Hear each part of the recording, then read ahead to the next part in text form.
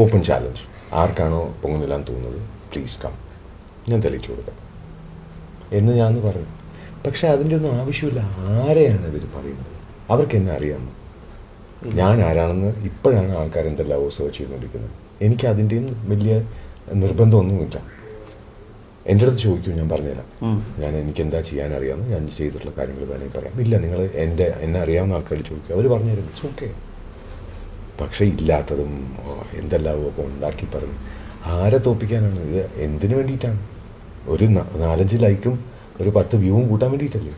ഏറ്റവും പുതിയ അഭിമുഖത്തിൽ ക്രിസിൻ്റെ വാക്കുകളാണിത്. ക്രിസ് ഇത് പറയുന്നതിൽ ഒരു കാര്യവും കൂടിയുണ്ട് കേട്ടോ. കാരണം സമൂഹ മാധ്യമങ്ങളിൽ ക്രിസിൻ്റെ രൂപം ആദ്യം കണ്ടതിന് ശേഷം ഒട്ടേറെ നെഗറ്റീവ് കമൻറ്റുകളും അഭിപ്രായങ്ങളും ഒക്കെ തന്നെയാണ് വന്നുകൊണ്ടേയിരുന്നത്.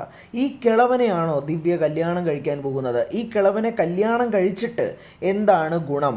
ഈ കിളവൻ ആദ്യ രാത്രി സമയത്ത് പൊങ്ങുമോ? തുടങ്ങി നിരവധി അധിക്ഷേപകരമായ വളരെ മോശകരമായ കമൻറ്റുകളൊക്കെ തന്നെയാണ് സമൂഹ മാധ്യമങ്ങളിൽ ക്രിസിന് നേരെ നിറഞ്ഞുകൊണ്ടിരുന്നത്. പക്ഷേ അതെല്ലാം ഒരു ചെറു പുഞ്ചിരിയോടെ തന്നെയാണ് ക്രിസും ദിവ്യയും ഏറ്റെടുത്തത് എന്നുള്ളതാണ്. പിന്നീട് ക്രിസിൻ്റെയും ദിവ്യയുടെയും ജീവിതം മനസ്സിലാക്കി എന്തൊക്കെ സാഹചര്യത്തിലൂടെയാണ് അവരവരുടെ ജീവിതം കടന്നുപോയി ഇപ്പോൾ ഈ നിലയിലെത്തിയത് എന്ന് മനസ്സിലാക്കിയതിന് ശേഷം ഈ വെറുപ്പൊക്കെ മാറുകയും ഇവരോട് സ്നേഹവും സന്തോഷവും ഒക്കെയാണ് പ്രേക്ഷകർക്ക് പിന്നീട് തോന്നി തുടങ്ങിയത്.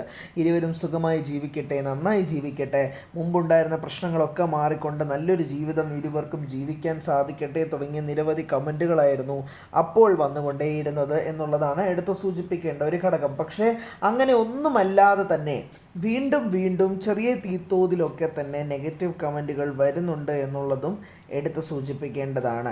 എന്തുകൊണ്ടാണ് ഈ നെഗറ്റീവ് കമൻറ്റുകൾ വരുന്നത് എന്നുള്ളതും നമ്മൾ എടുത്ത് പറയേണ്ടത് ആണല്ലോ. കാരണം അപ്പോഴും ക്രിസിനെ വേട്ടയാടിക്കൊണ്ടിരുന്നത് ഇതുപോലുള്ള കമൻറ്റുകളാണ്. ഈ പ്രായത്തിൽ എന്തിനാണ് ഈ സാഹസം, എന്തിനാണ് ഇപ്പോൾ പോയി കല്യാണം കഴിച്ചു തുടങ്ങി നിരവധി കാര്യങ്ങളൊക്കെ ചോദിക്കുന്നുണ്ട്. പക്ഷേ ക്രിസ് പിന്നീടും വന്ന് വെളിപ്പെടുത്തുകയുണ്ടായി, തനിക്ക് വലിയ പ്രായമൊന്നുമില്ല, 47 വയസ്സാണ് തൻ്റെ പ്രായം എന്ന് ക്രിസ് പറയുകയും ചെയ്തല്ല. നിങ്ങൾ കരുതുന്ന പോലെ 60ഉം 65ഒന്നും എനിക്കില്ല എന്നുള്ളത് ക്രിസ് വെളിപ്പെടുത്തുകയും ചെയ്തിരുന്നു. പക്ഷെ അതൊന്നും ചെവി കൊടുക്കാതെ വീണ്ടും ഇതുപോലുള്ള കമൻറ്റുകളൊക്കെ വന്നതിന് പിന്നാലെയാണ് വീണ്ടും ക്രിസ് ഒരു ഓപ്പൺ ചാലഞ്ച് വിളിച്ചിരിക്കുന്നത്. ഇങ്ങനെയൊക്കെ കമൻ്റ് ഇടുന്നവർക്കോട് എനിക്കൊന്നേ പറയാനുള്ളൂ, നിങ്ങൾ നേരിട്ട് വരൂ, ഞാൻ കാണിച്ചു തരാം എന്നാണ് ക്രിസ് പറയുന്നത്. എന്തായാലും ക്രിസിൻ്റെ ഈ ഒരു മാസ് ഡയലോഗ് ക്രിസ് ആരാധകർ വലിയ രീതിയിലാണ് ഏറ്റെടുത്തിരിക്കുന്നത്.